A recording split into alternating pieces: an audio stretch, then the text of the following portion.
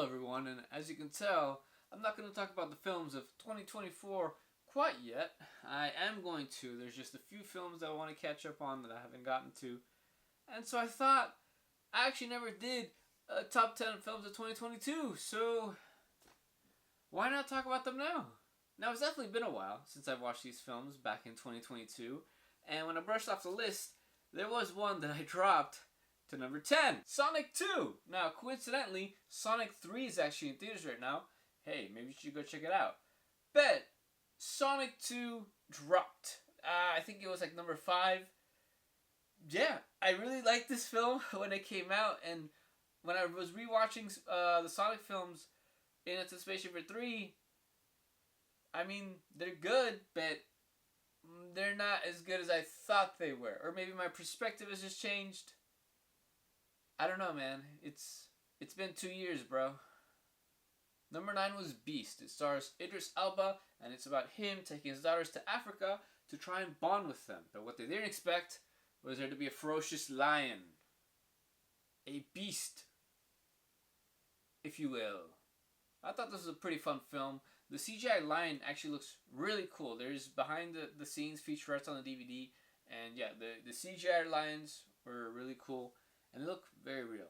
And just the story, they really took their time to develop like the setup, and so that way when the payoff comes off, like it all works really well, and I just thought it was a really good film. Number 8 was Vengeance, the directorial debut of BJ Novak, who you might know from The Office. Or as some people might know him, the guy wearing the poncho. And of course he did a comedy film, which turns into kind of like a dramedy in the middle, and then comes back to comedy at the end. It's just a very quirky type of film that I think worked really well, and maybe it really hit my sensibilities really well, and I kind of really connected with it. But yeah, very, very underrated comedy. Number 7 was Dragon Ball Super Heroes. Now, I remember some people were criticizing this film, and it was about the animation style, because it was 3D animated and not the traditional 2D. And really, I don't really care if you experiment, as long as the end product is really cool. And this was really cool, so it didn't matter. It was a really cool film.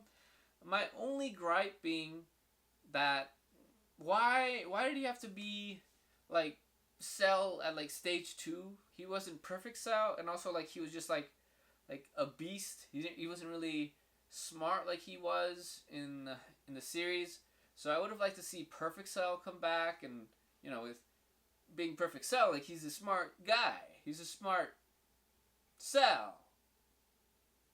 But besides that, I thought it was really cool and a fun watch.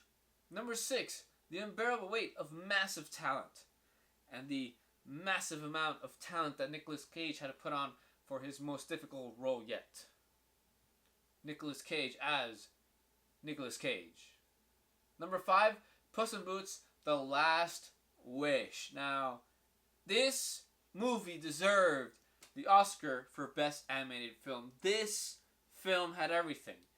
The art style is unique. You've never seen anything like this before.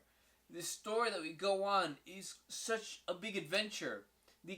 All the characters that we have and all of their arcs that go to all these places, the growth that they all experience, it's just cinema. Art! Number 4, Ted K. This film stars Charlotte Copley, and it's really much of a slower film. It's more about the Unabomber and his time spending out in the woods and trying to sabotage things here and there. But it's really a one-man show. It's really just Charlotte Copley showing off his acting abilities, because most of the time he's just by himself.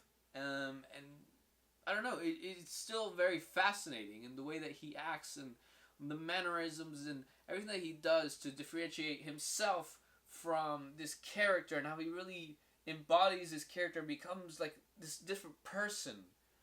It was basically a masterclass, in my opinion. And yeah, I thought the movie itself was also very interesting, and yeah, it's cool. Number 3, The Batman. It's the Bat. Do I need to say anything? Like, it's the Batman, bro.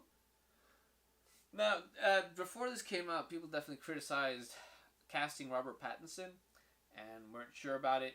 So, we've laid all that to rest, right? Like, we see, like, he did a great job. I mean, yeah, like, if you've been paying attention to him, he's done other stuff. People kept being like, oh, they hired the guy from Twilight. Like, he's done other stuff besides Twilight, bro. Come on, watch some movies. But yeah, this is really cool. It was interesting to see how this Batman, much more of a sleuth, you know, much more trying to solve the puzzle, and it was just very much about that one thing of solving the Riddler's puzzle throughout the entire film. You know, very thought-provoking film. And could have at least pulled that punch, man. I did.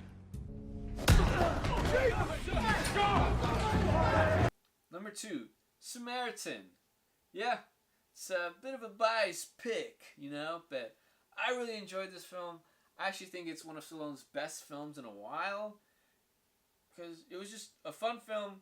He did a great job, and it felt like there was a lot more to it, and he actually did pretty well in the action stuff, even though the main point was about him, you know, it's past his prime, and the kid finds him, and he's like, why aren't you out there? Just go watch it. Just go watch it. I don't wanna spoil anything, but there's one really cool line, like, towards the ending. Just watch it. Let me know if you can guess what line I'm thinking of. Just let me know. Good guy.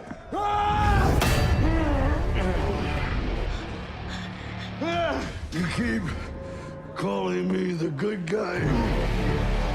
I'm not the good guy. I'm the bad guy. I'm the bad guy. Duh. I'm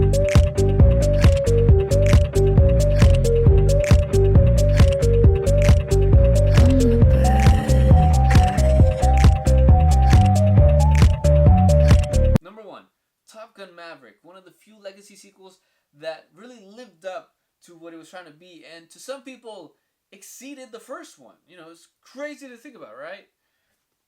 I'll have to go back. I'm not on that camp. Like, I can see what that camp is thinking. I'm not quite there. But maybe. I don't know. We'll see. I'll have to rewatch all of these. I have to rewatch all of these. It's been a while. You know, I'm going off a distant memory. And that was my rambling about the year 2022 in film. A lot of really cool films came out, and a lot of really cool films that I was actually very passionate about. It kind of sucks, cause I don't know, this year, bro, I have a list, but it's like anyone. I feel like a lot of these films I could just toss. I'm over here like, maybe I should just do a top 5. That way, like, I don't know.